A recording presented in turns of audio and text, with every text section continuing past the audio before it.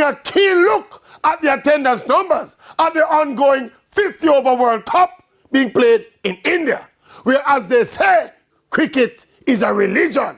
So India, with 1/5 of the world's population, almost 1.5 billion cricket crazy fans.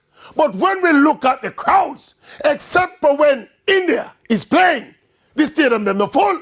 Some of them literally empty.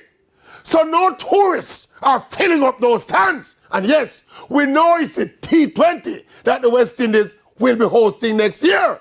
But this is the highly populated cricket crazy India.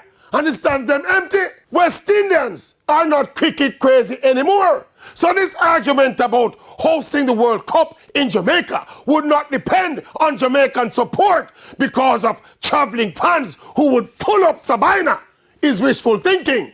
This tournament in India, where cricket is a religion, and yet the cricket temples are empty. So with a worthless West Indies team and very little cricket worshippers left in Jamaica, all of those other games with other teams would be played to empty stands. My case is resting.